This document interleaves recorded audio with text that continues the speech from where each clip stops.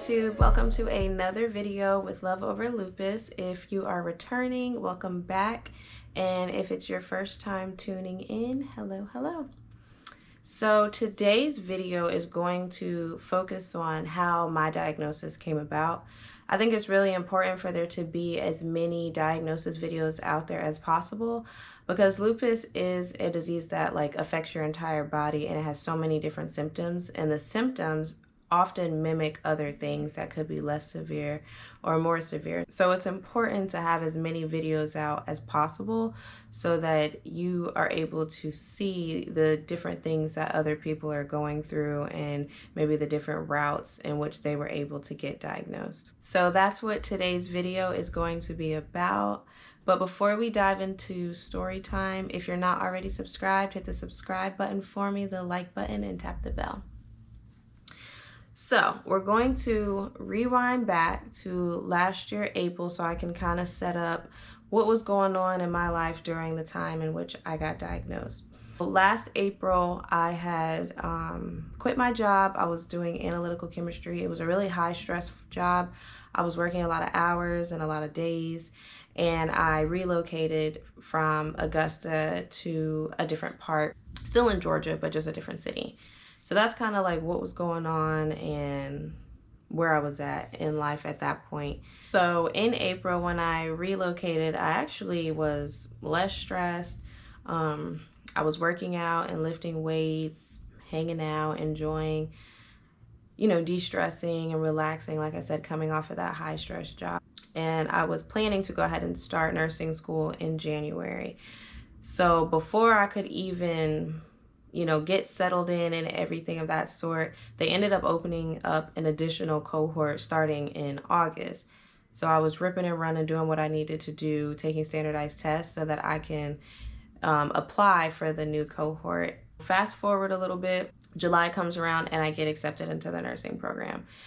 So that's really good. I'm excited. The ball is rolling. It's crunch time now. And things are really good, actually.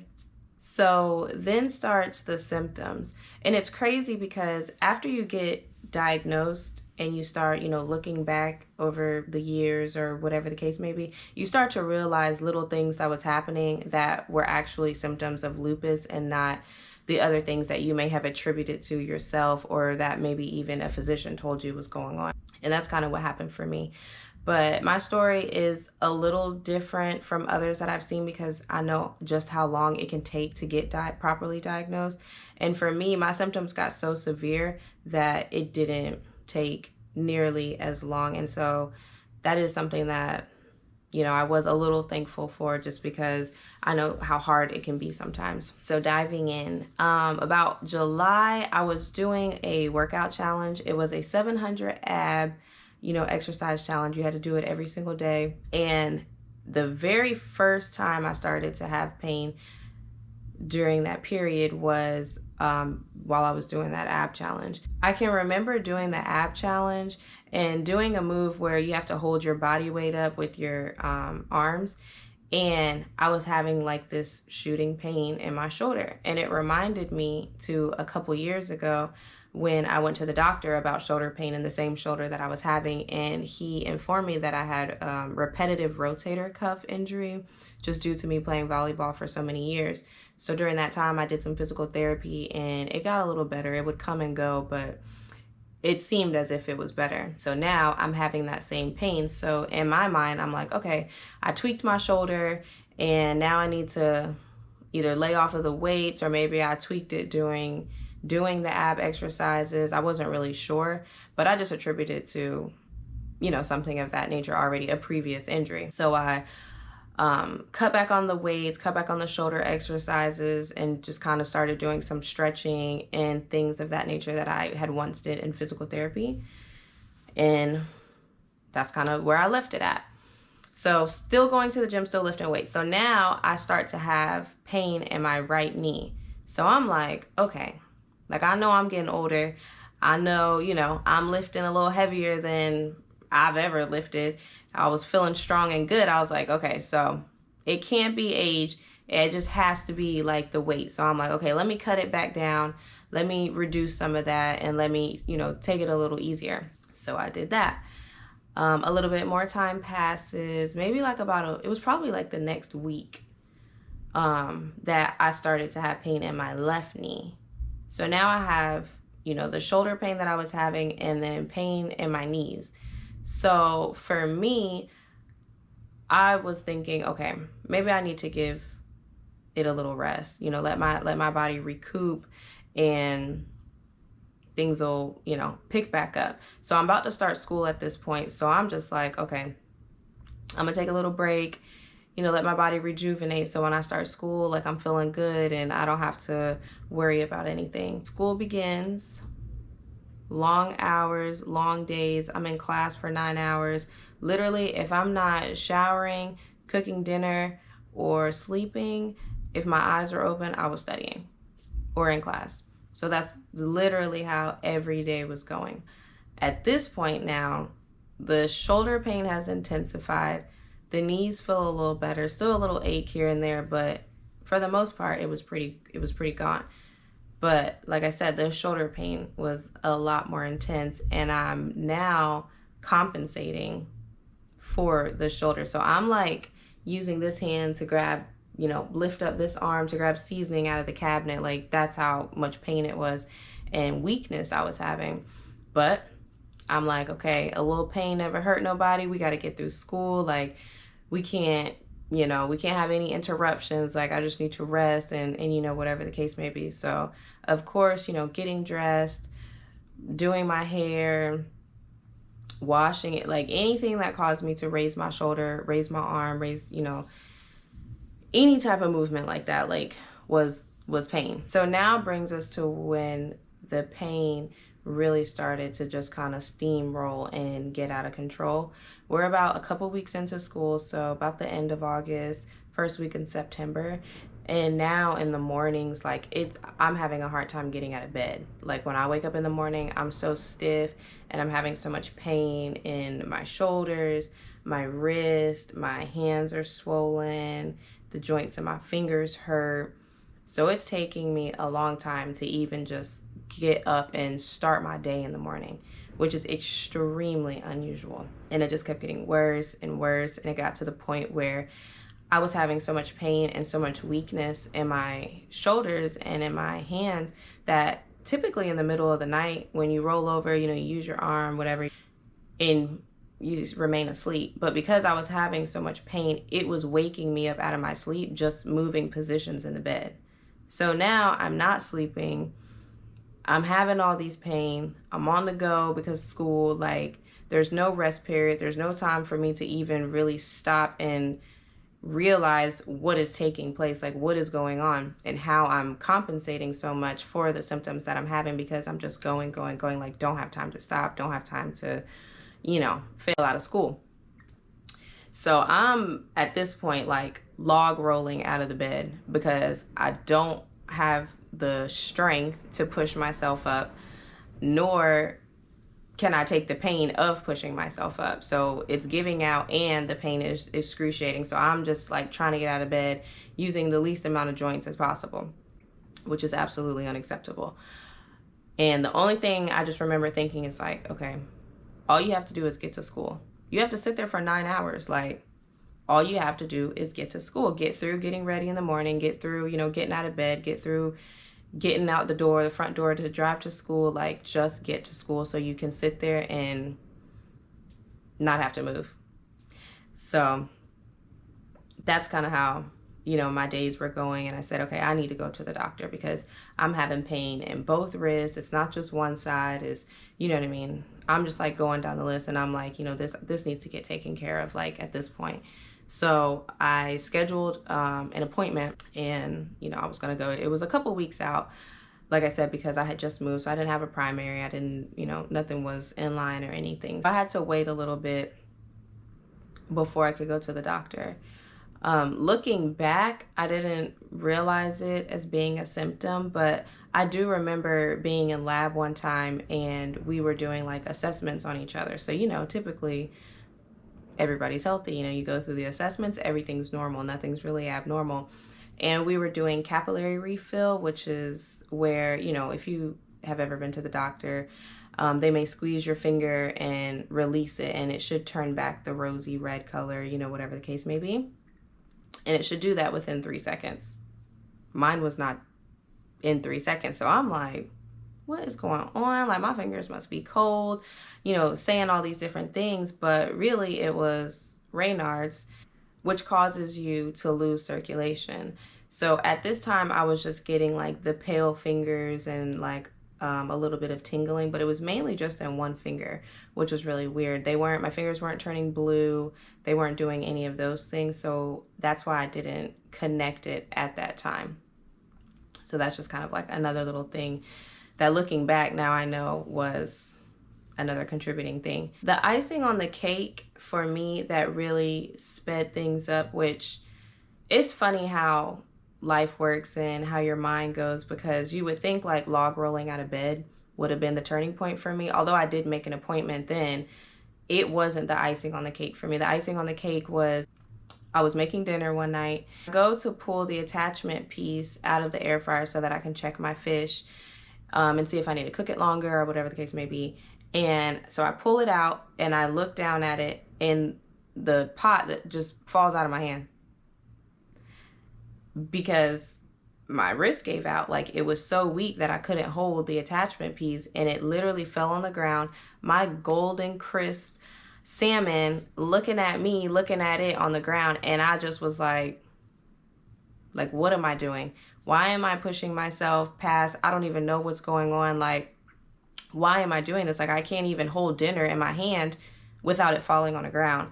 And so that like rattled me mentally a little bit, and I was like, okay, like, I need to stop playing around. Like, I get it, you know, I don't want to fail out of school. I want to be able to keep up, but this is getting out of hand. So I ended up going to urgent care. I went to urgent care and I saw a nurse practitioner there, and she was really good. She was really great. She listened to everything I had going on. And while I was there, I got a cortisone shot. I was having so much pain that it only worked for maybe a week for me before the pain started to come back and creep back in. But it was helpful for that week. She did run some tests, and when the results came back in, she informed me that, you know, it's out of her expertise and that I did need to go see a rheumatologist. So I'm like, ooh, a rheumatologist, like, okay, that's pretty steep, but you know what I mean?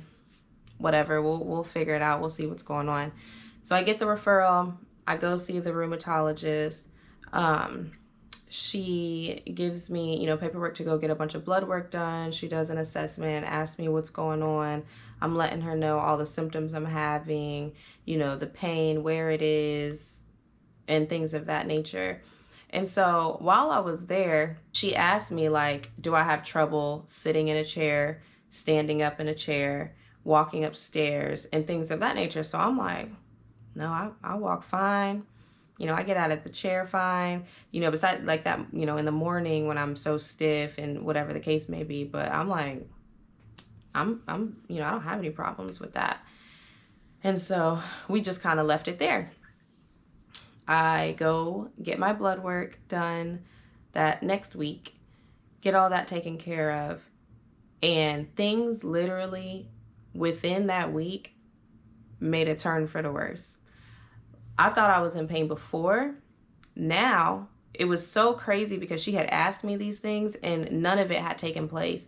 And then a week later, I couldn't stand up out of the chair. Like, I had to use my desk to like try to help myself pull up, walking up and down my stairs. Like, I'm going slow as molasses. I'm having a hard time walking up and down the stairs, sitting down, like all the things that we talked about literally just came and just slapped my body down, like, and all of it was happening. So I'm like, what is going on? Like, what do I do? What's going on? Like, I'm just kind of everywhere. And at the same time, I'm still going to school. I'm still tutoring after school. So it's just like a steamroll. And now I know that I probably made things a little bit worse just because of the amount of stress that I had going on during that time. And stress does, you know, increase flare-ups. And for some people, it does increase flare-ups. And I think that's what was happening to me. So once my doctor gets the blood work back and I go back for my follow-up visit, she does inform me that I do have lupus, and she informs me that I also have what's called myositis, which is a disease that kind of affects the muscles. And during that time, she told me that my creatinine kinase level, which is a marker for like inflammation and things of that nature, was 17 times higher than what it was supposed to be. So she's like, I don't even know how you're walking around. I don't even know. And I'm looking at her, looking at me like, yeah, I don't know either, but what are we going to do to fix this? Because I have class. So that's kind of where I was during this entire period. Like, I was in such a rigorous program that like I didn't have time to stop and think about what was going on and feel what was going on. Like, I just had to get through. She puts me on a couple different medications. We did a steroid to help, you know, bring the inflammation down. I'm not a big meat eater in general, but I did have to cut back even more on my protein just because that can cause an increase with the inflammation. So I, you know, adjusted that, which was easy for me. So in a nutshell, that is literally pretty much how my diagnosis came about. I now know, looking back over who knows how many years going back, all the subtle symptoms that I was having, like constantly getting sick. Like, I would get a fever and just be a little ill, but it would only last like 2 days or so. And the doctor would say, okay, you have upper respiratory infection. And I'm like, again? Okay. But you know, you just, okay, that's fine. You know, it lasts 2 days and you go about your business. So little stuff like that over time kind of was happening to me. But like I said, the symptoms can be so subtle sometimes. It makes it difficult to pinpoint exactly the origin, like where it's coming from, what is causing it when you have lupus. And so that's where I, you know, try to make it known that like, you might not get diagnosed as quickly as I did. Like, yeah, my journey was a little bit shorter because my symptoms had gotten so severe so quickly. But I was having little symptoms along the way. I just kind of brushed them by or just like let it go. But once the severity, you know, picked up and I couldn't stand, I couldn't walk, things of that nature, it kind of expedited it and allowed us to pinpoint it a little bit quicker. So I do hope watching this video, you know, maybe was able to help somebody who is trying to be diagnosed, or, you know, maybe you are having similar symptoms to what I had going on, and the video can, you know, help steer you in the right direction. But overall, whether you have lupus or whether you're trying to figure out if you have lupus or a different disease, you just have to make sure that you advocate for yourself. I put things on the back burner and I allowed it to get a little bit worse than what it needed to be. But once you do go and seek help, because these symptoms are so subtle and, you know, they can mimic other things, you have to make sure you advocate for yourself, that you let them know exactly what is going on with you, how you feel. If you have to put it in your phone or write it down in a pen pad, just write down everything that's happening, write the time, write the date. You know, it happened for this long. I was having pain here. I was having pain there. Because sometimes when you get to the doctor, you forget. You feel like you won't. But when they start talking back to you and you're talking to them, it's easy to forget some small details, and you don't ever want to leave anything out. You don't ever want to not include your full story. So I thank you guys for watching. I hope you enjoyed the video. But before you guys leave, as always, make sure you live every day with love over lupus. See you later.